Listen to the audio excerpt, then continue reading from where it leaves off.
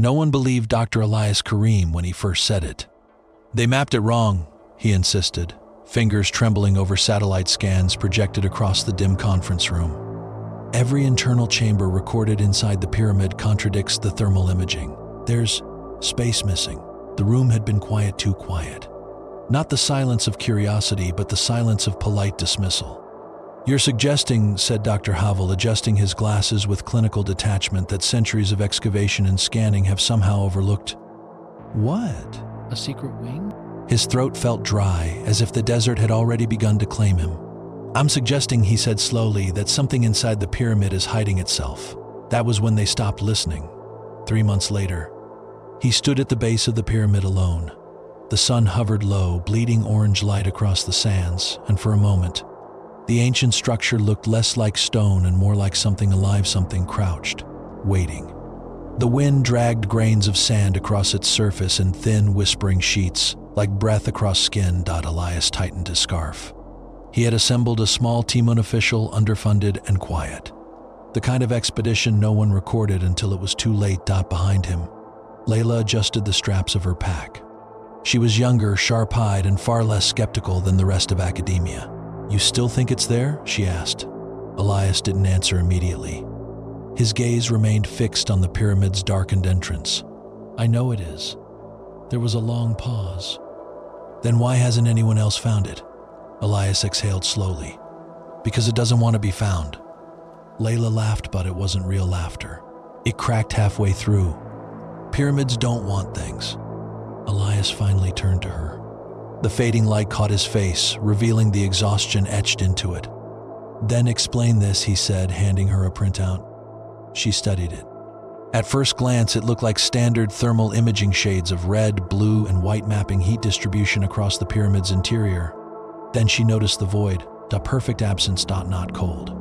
Not empty, just nothing. The colors bent around it unnaturally, as if refusing to touch it. Layla frowned. "This is impossible." "I know. And you're saying that's inside the pyramid?" "Yes." She looked back at the massive structure towering over them. For the first time, it felt different, not ancient, but concealed. Like a locked door that had never been opened, not because no one tried, but because something on the other side held it shut. They entered just before nightfall. The air inside was immediately colder. Not refreshing, not relieving, just wrong. It pressed against the skin in a way that made Elias's nerves prickle. Their footsteps echoed too loudly. Or maybe not loudly enough. Layla flicked on her flashlight, the beam slicing through the darkness. Dust motes floated lazily, undisturbed by time. "You feel that?" she whispered. Elias nodded. The silence, it wasn't empty. They followed the known pathways first. Narrow corridors slanted upward and downward at impossible angles. Their walls carved with hieroglyphs worn smooth by centuries of touch and study. Elias ran his fingers along them, feeling grooves that had been memorized, cataloged, understood until now. "Everything matches the records," Layla said. "So where's your missing space?" Elias checked his handheld scanner. The small screen flickered, its readings unstable. "It should be..." "Here." They stopped. The corridor ended in a solid wall. Layla raised an eyebrow. "That's it?" Elias frowned. He approached the wall slowly. The stone looked identical to the rest, staged, seamless, immovable. But the scanner in his hand began to emit a low, irregular hum. "Stand back," he said. Layla hesitated. "What are you?" Elias pressed his palm against the stone. The humming stopped. For a moment, nothing happened. Then the wall breathed. It was subtle, almost imperceptible. A faint expansion beneath his hand, followed by a contraction. Layla froze. "Did you?" I felt it.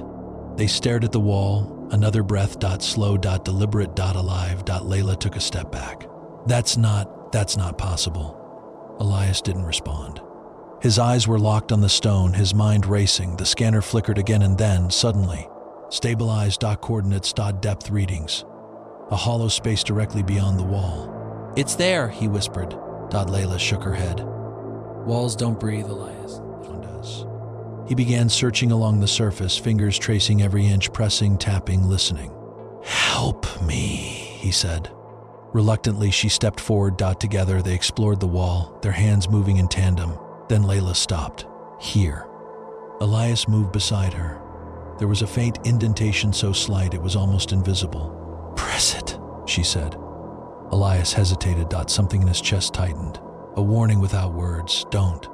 He ignored it. He pressed. The sound was not mechanical. It was wet. Shifting noise like stone grinding against flesh. The wall trembled, then it split. Not cleanly, not like a door. It opened. The stone peeled back in uneven layers, revealing a darkness so complete it seemed to swallow the light from their flashlights. A cold wind rushed out, not the dry heat of the desert, but something damp, ancient, and wrong. Layla staggered back. "What the hell is that?" Elias stared into the opening. The scanner went dead.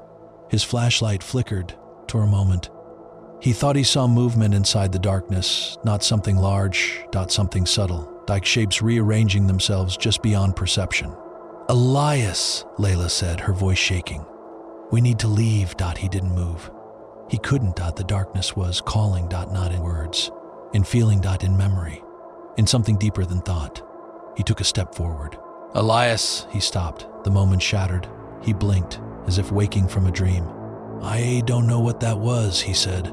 Layla grabbed his arm. We're not going in there. Elias looked at her, then back at the opening. The darkness seemed to pulse, waiting.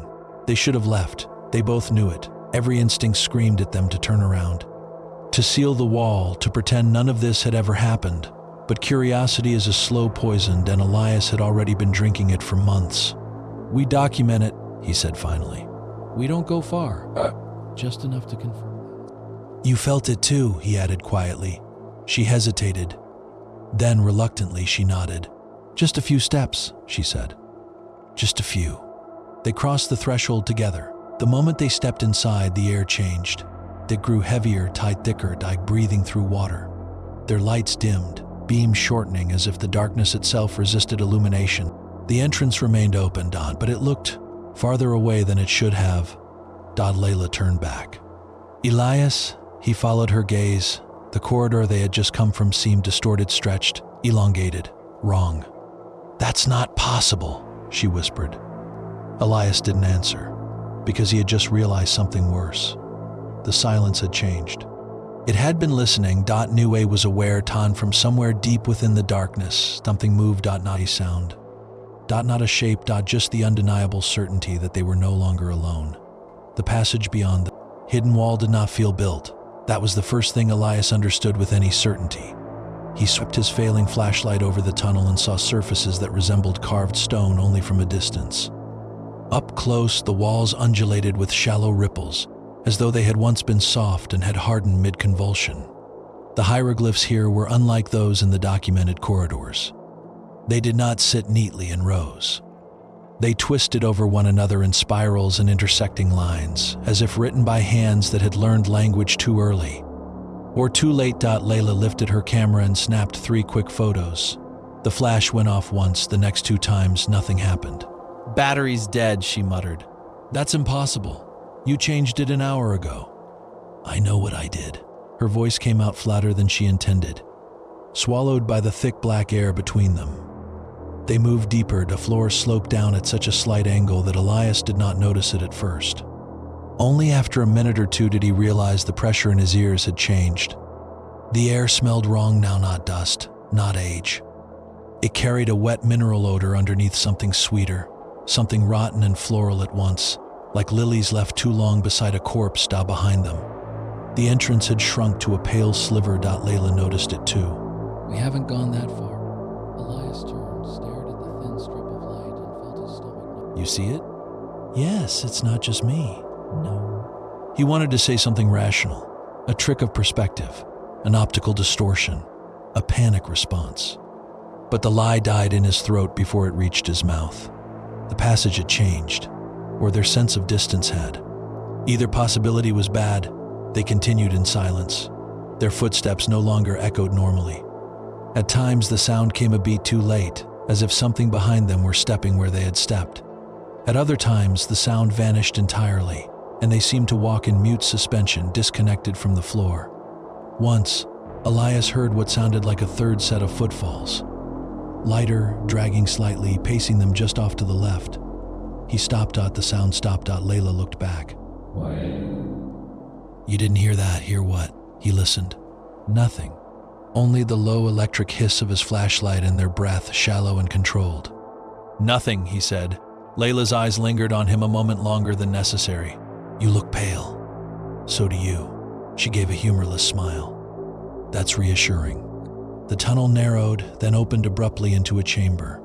It was not large by the standards of pyramids, but it felt immense.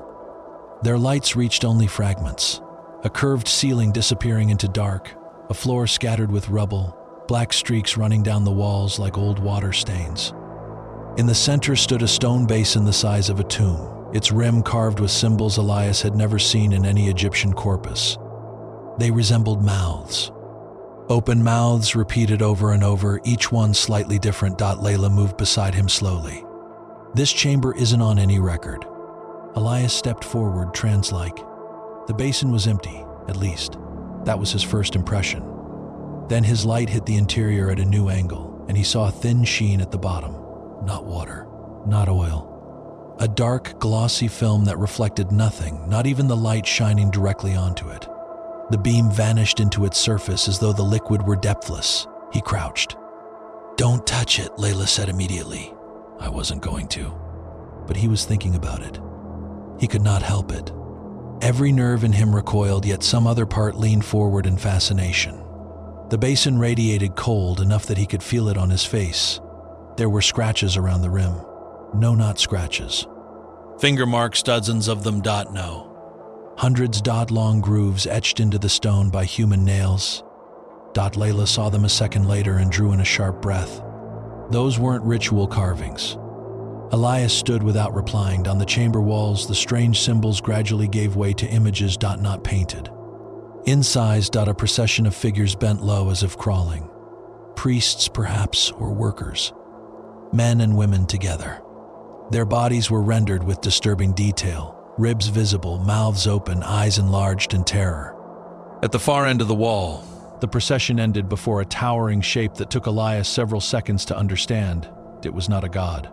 It was the pyramid itself. Stylized, yes, but unmistakable. Beneath it, the stone artist had etched a blackened entrance. And from that entrance reached dozens of long, thin arms. Layla shone her light over the image, then swallowed. That's not Egyptian iconography. No, what is it? Elias stared. The little academic part of his mind still tried to work, still reached for categories. Syncretic cult practice. Anomalous funerary symbolism. Imported mythology. But the rest of him knew, with hideous instinct, that the carving was documentary. Not symbolic. Preserved. His radio crackled. Both of them flinched. They had lost signal 20 minutes earlier. Static only. Yet now, through the speaker clipped to Elias's vest, a low burst of interference rattled out, followed by a wet murmur that almost formed syllables. Layla backed away. Turn that off. He grabbed the device and switched it off. The murmur continued. For one terrified second. Elias thought the radio had failed to power down. Then he realized the sound was not coming from the device. It was coming from the chamber walls. A faint susurration, all around them just below the threshold of language. 1,000 whispers overlapping.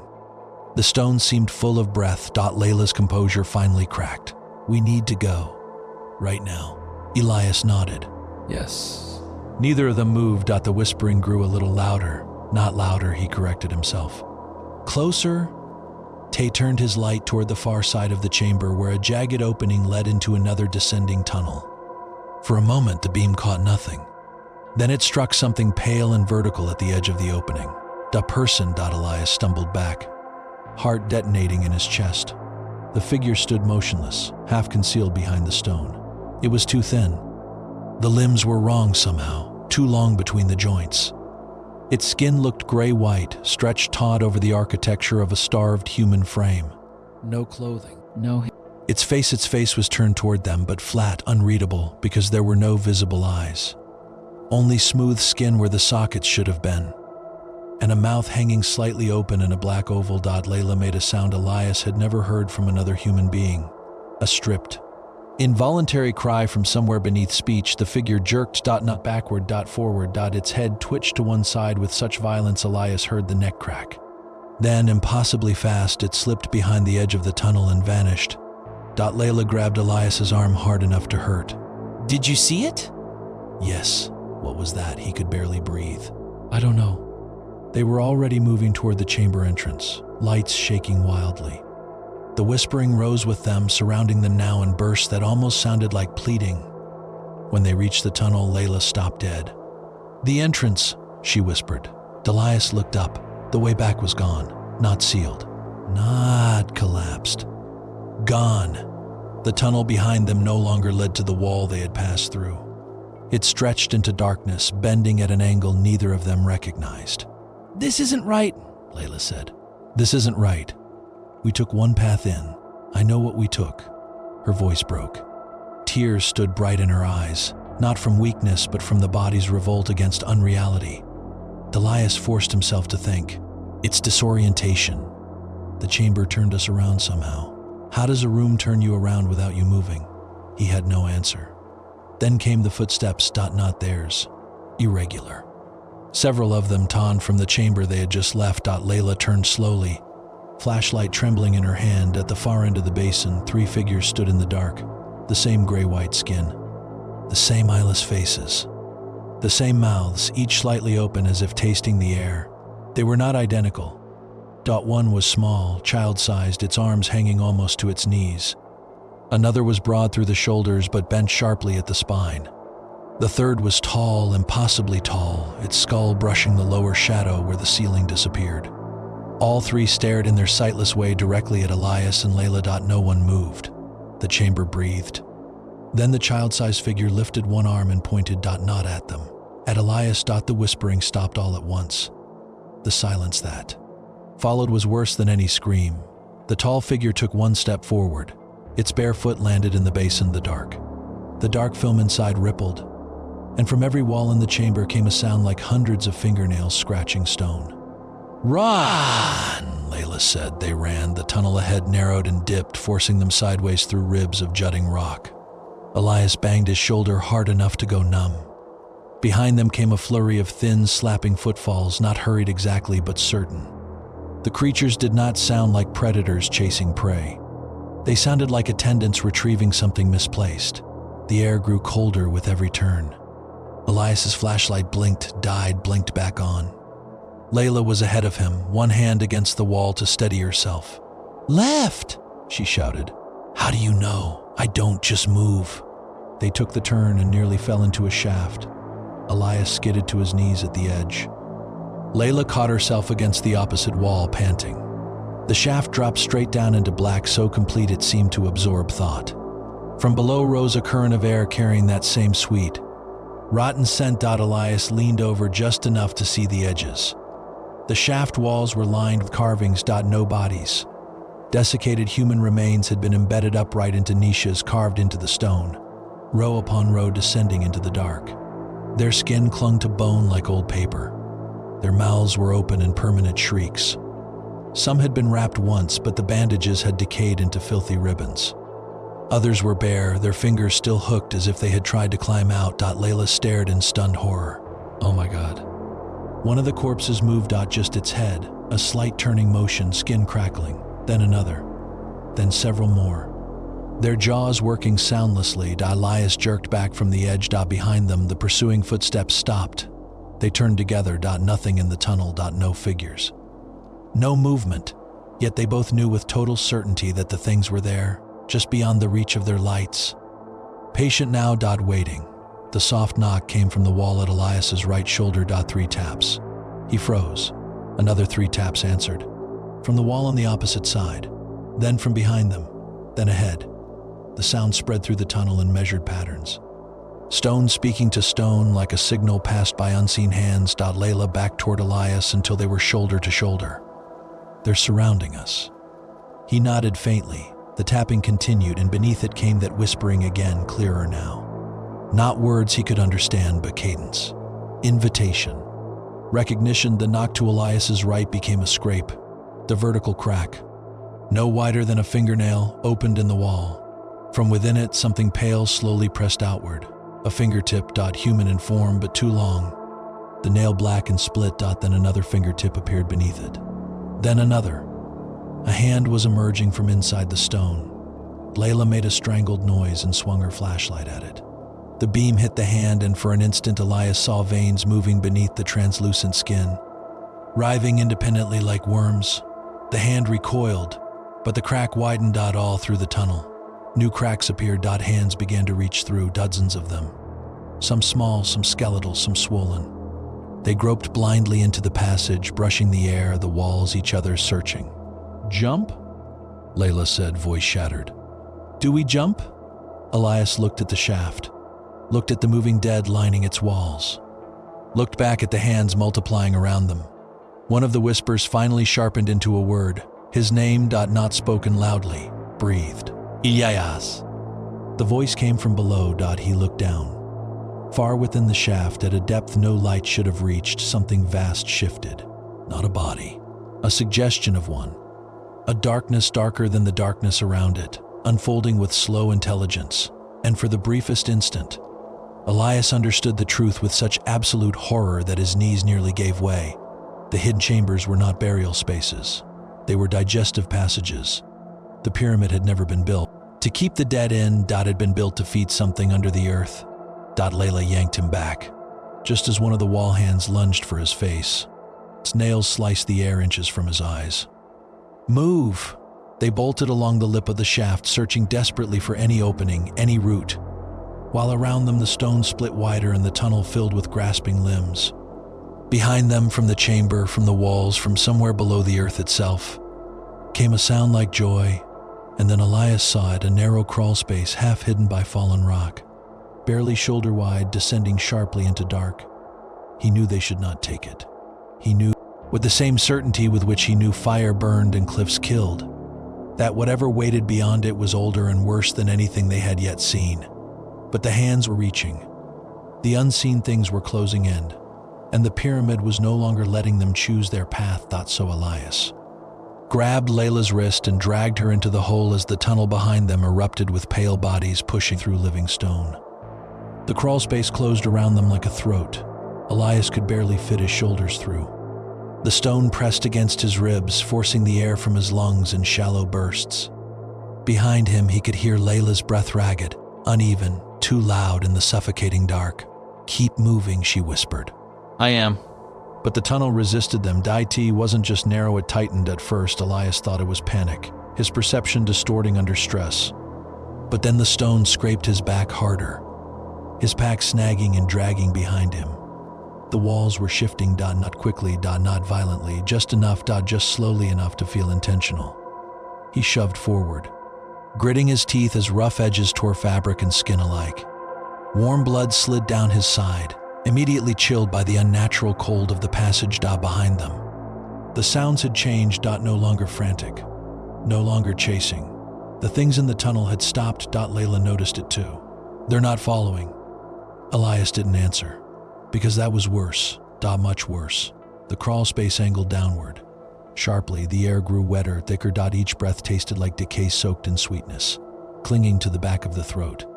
Elias gagged but forced himself onward. Then his hand slipped, not on stone, on something soft. He froze, slowly. Carefully, he shifted his light downward. At first, he couldn't understand what he was seeing. The floor was not stone. It was layered, packed, bodies, flattened, compressed into the earth like sediment. Skin fused with skin, bone pressed into bone, faces distorted into the surface. Some were ancient, little more than outlines. Others were not. A face stared up at him, not fully decomposed. The lips were still intact. The eyes blinked. Elias recoiled, slamming his head against the ceiling. Pain exploded across his skull. "Elias, what? Don't look down," he choked. Layla looked anyway. Her scream filled the crawl space. The face beneath Elias's hand opened its mouth. No sound came out, but the whispering returned. Louder. So close it felt like it was coming from inside his skull. "Keep moving," Elias shouted. There was no space to turn back, no space to hesitate. They crawled over the bodies. The floor shifted slightly beneath their weight. A subtle, sickening give, like stepping on wet earth, or something breathing. The tunnel widened suddenly. Elias tumbled forward into open space, gasping as the pressure released from his chest. Layla collapsed beside him seconds later. Shaking violently, they didn't speak. They couldn't. The space they had entered was wrong, not in shape, not in size. In presence, it was vast, far larger than anything that should exist within the pyramid's structure. Their light stretched outward but never found walls. The darkness swallowed everything beyond a certain distance, like a horizon that refused to be reached. The ground beneath them was smooth, too smooth, not carved, not natural. Worn, like something had moved across it endlessly. Elias slowly stood. "Do you hear that?" Layla whispered. "He did." A low, rhythmic sound, like breathing, but enormous. Each inhale seemed to pull the air itself inward, making Elias's chest tighten in response. Each exhale carried a faint tremor through the ground. Layla grabbed his arm. That's not the pyramid. No, he said hoarsely. "It's below us." The ground shifted, not violently, just enough. Elias staggered. Then he understood. "We're not on the floor," he said. Layla stared at him. We're on something else. A sound broke the rhythm. The soft, wet step. Then another. Elias turned slowly. The tall figure from the chamber stood at the edge of the darkness. It had followed. Nuet had been waiting. It was worse. Its limbs were too many. Not visibly, but wrong in motion. As it stepped forward, its arms seemed to bend in places they shouldn't. Joints shifting subtly beneath the skin as if the body could rearrange itself at will. Its head tilted, then twisted. Too far. Too easily. Its mouth opened wider, until it split the lower half of its face entirely, revealing not teeth but layers. Folds of pale flesh pulsing softly, each layer opening and closing like something trying to breathe through a mouth it did not understand. Layla made a broken sound. The creature took another step, then another. Not fast. Never fast. It didn't need to beat from behind them. More footsteps. Elias turned. The smaller ones had come too. Emerging from the darkness behind. Crawling low, their limbs dragging, their Isla whispered. "Why are they looking at you?" Elias didn't answer. Because he knew. The whisper in the shaft. The pointing. The recognition. Something in this place knew him. Or had been waiting for someone like him. The breathing beneath them deepened. The ground rose just slightly, then fell again. Elias stumbled as realization crashed into him. It's waking up. The tall figure stopped a few feet away. It tilted its head again, then it spoke. Not with its mouth, with its body. The folds inside its split face vibrated, producing a wet, layered sound that forced itself into shape. "Eli," as Layla squeezed his arm so hard it hurt. "Don't answer it," she whispered, but Elias couldn't look away. The creature stepped closer. "Eli," as voice wasn't calling him. It was remembering him. Testing the name. Like something that had heard it long ago and was trying to use it again. Behind it. More figures emerged. Dozens. Hundreds. All watching. All waiting. The ground rose again. Higher this time. The breathing grew louder. The entire chamber. No. The entire space shifted as something beneath them moved. A shape began to form under the surface. Massive. Unimaginable. Elias fell to one knee as the ground bulged upward, forming ridges. Vallus contours. Like something trying to push through skin. Layla screamed. What is that? Elias's voice broke. "It's not beneath us," he said. "It is the ground." The tall creature stepped aside. Not in retreat. Then offering the others followed. Clearing a path. The path that led toward the center of the rising. Shape. Toward where the surface stretched thin. Where something inside pressed upward. The whisper returned. Not around them. Not from the walls. From below. From everywhere. "Come!" Back. Elias's vision blurred. Images flooded his mind. Not memories. His. Endless darkness. An endless hunger. Time passing not in years, but in consumptions. Bodies. Thousands. Millions. Lowered into stone. Pulled inward. Dissolved. Remembered. Forgotten. The pyramid above just a mouth. A tool. Lured. Layla shook him violently. "Elias! Look at me. Look at me." He turned. Her face was real. Terrified. Human. "Don't listen to it," she said. "Whatever it is, it's lying." But Elias felt it. The pull. Not physical. Something deeper. Like gravity for the mind. "You don't understand," he whispered. "It's been waiting." "For what?" "For someone who can hear it." The surface in front of them split. Not open. Not broken. Tarted. Like flesh separating. A vast, Dark opening form. Inside movement. Endless. Shifting. Alive. The creatures around them bowed. Not in worship. In expectation. Layla stepped in front of Elias. "No," she said. He blinked. "No," he echoed. "You're not going in there." "I don't think I have a choice." "You do." She grabbed his face, forcing him to look at her. "You're still you. That thing doesn't get to decide." The ground pulsed beneath them. The opening widened. The whisper became a roar. Come! "Back!" The tall creature reached for him, its fingers elongated, stretching unnaturally as they closed the distance. Layla reacted first. She pulled the flare from her pack. Struck it. Light exploded into the darkness. Red. Violent. Alive. The creatures recoiled instantly. Not in pain. Not in confusion. The light flickered wildly, casting impossible shadows. The breathing beneath them stuttered. For the first time it hesitated. Move. Layla shouted. She grabbed Elias and ran. This time the creatures did follow, but not as before. Now they moved faster, dongly, their limbs bending, snapping, reforming as they surged forward in a wave of pale flesh and open mouths. The ground behind them collapsed inward, the opening closing, reshaping. Redirecting. The pyramid was correcting itself. Ceiling. Trapping. A heat of faint light. Impossible. But real. The entrance, or something like it. They sprinted toward it as the chamber behind them erupted in motion. The vast thing beneath shifting violently now, awakened fully. Aware of loss, of escape. A hand caught Elias's ankle. He fell hard. The flare dropped, spinning across the ground. Layla turned, screaming, grabbing him. Pulling the hand tightened. More hands joined. Climbing, drapping. Pulling him back. No! Layla shouted. She grabbed the flare and slammed it against the hands. The flesh sizzled, not burning. But rejecting the light, the grip loosened. Just enough. Elias kicked free. They ran. The light grew brighter. The tunnel narrowed. The sounds behind them became a frenzy, scraping, tearing. Something massive shifting beneath everything. They burst through and the world snapped back. Stone. Dry air. Silence. They collapsed onto the pyramid floor, gasping, shaking. Covered in dust and blood. Behind them the wall sealed. Not slowly. Not with sound. Just gone. For a long time. Neither of them moved. Then Layla whispered, "We made it." Elias didn't answer. He was staring at his hands, at the faint, dark lines etched into his skin. Symbols from the walls. Beneath his ribs something moved. They did not speak of it on the way back. Not as they stumbled out into the desert night. Not as the cold air scraped their lungs clean of that sweet, rotting scent. Not even when the stars appeared above them, sharp, indifferent, impossibly distant. Layla kept walking until her legs gave out. She collapsed into the sand, laughing once, a broken, hollow sound that died almost immediately. "We're alive," she said. Elias stood a few steps ahead of her, staring at the pyramid. "We shouldn't be." The structure loomed behind them, silent again.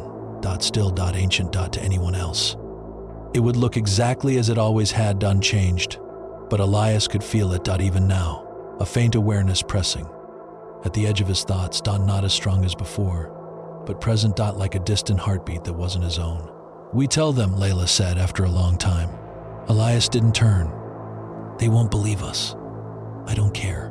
We document everything. The scans, the chamber, those things." Her voice faltered. "We don't let anyone else go in there blind." Elias finally looked at her. "They already know." Layla frowned. "Who?" He gestured vaguely toward the pyramid. "Not people. They made camp a safe distance away, or what they told themselves was a safe distance. Neither of them slept. Every time Layla closed her eyes, she saw the basin, the hands, the opening beneath the earth. She heard the whisper again, not loud, but insistent. Elias sat with his back to her, staring at nothing. His breathing was steady. Too steady. Just before dawn, Layla spoke. "Show me your hands." He didn't move. Elias. Slowly he turned. He held them out. The symbols were still there, darker now. Deeper. Not carved. Not drawn. Embedded, as if inked beneath the skin by something that still remembered the act. Layla reached out but stopped short of touching them. "What does it mean?" she whispered. Elias shook his head. "I don't think it's a message." "Then what?" He looked at her, and for the first time she felt something shift. Something subtle. Something wrong. "It's a mark. They left at sunrise. No ceremony. No final look back. But the desert felt different now. Not empty. Not vast. Watch. Days passed, then weeks. The official report was filed. Dismissed. Classified. Buried beneath layers of academic language and quiet concern. Environmental disorientation, equipment malfunction, psychological stress response. No mention of breathing walls. No mention of things without eyes. No mention of what waited below. Layla tried to move. On, she returned to the city. To noise. To people. To light. But the silence followed her. Not the absence of sound, the presence of it. That same listening stillness. Waiting. She started noticing things. At first, small reflections that didn't match. Shadows that lingered too long. Rooms that felt deeper than they should be, and always the sense that something just beyond perception was trying to remember her. She stopped sleeping. Because every time she dreamed she was back there, not running. Afraid. Standing at the edge of that opening. Listening. And in the dream, something inside her answered. She went to see Elias. His apartment smelled wrong. The moment she stepped inside, she felt it, that same sweetness. Faint. But unmistakable. Elias? She called. No response. She moved deeper. The walls were covered. Not with notes. Not with research. With symbols. The same ones. Hundreds of them drawn, carved, scratched into every surface. Some shallow. Some so deep they had cracked the plaster beneath. Elias! A sound came from the next room. Rhythmic. She followed it. He stood in the center of the room. Facing the wall. Motionless. His shirt was gone. The skin moved. Not visibly at first. Then subtly. Like something beneath it was shifting position. Elias, she whispered. He turned. Slowly. Too slowly. His face was calm. Too calm. His eyes, they looked normal. But there was something behind them now. You came back, he said. His voice sounded layered. Not doubled, but shared. Layla stepped back. We need help. He smiled. A small, gentle smile, the same one he used to wear in lecture halls, explaining theories no one believed. It's not what you think, he said. Her heart pounded. Then what is it? Elias took a step toward her. The movement under his skin shifted again. Rearranging. It's not feeding, he said softly. It's remembering. Layla shook her head. No, we saw what it does. You saw part of it. Another step closer. It doesn't just consume. His voice lowered. It keeps. The room felt smaller, the walls closer, the air heavier. It's been alone for so long, Elias continued. Buried, starving, not for flesh. He placed a hand against his chest. For connection. Layla backed toward the door. You're not thinking clearly. I've never been clearer. His smile widened slightly. Wrong. Just not entirely human anymore. You felt it too, he said. The way it reaches. The way it listens. The walls creaked. Softly. Almost imperceptibly. Layla froze. No. That's why it chose us. The floor beneath them shifted, just slightly. No, she whispered again. From somewhere deep within the building, a sound, a low, distant breath. Layla turned slowly. The hallway behind her looked longer than before, the shadows deeper. You brought it back, she said. Elias shook his head gently. No. We opened the door. The walls around them pulsed. Once, then again, and this time Layla felt it. Not beneath her feet, but beneath her skin. The whisper returned. Clear now. Not from the pyramid. Not from the earth. Welcome back, Layla staggered. Her vision blurred. For a moment she saw it. Not the room. Elias. Something vast. Layered beneath reality itself. Stretching. Expanding. Learning. Then darkness. When she opened her eyes again, she was standing in a corridor. Narrow. Sloping. Familiar. Behind her a wall of stone. Seamless. Unbroken. Ahead. Darkness. Waiting. And somewhere within it something breathed.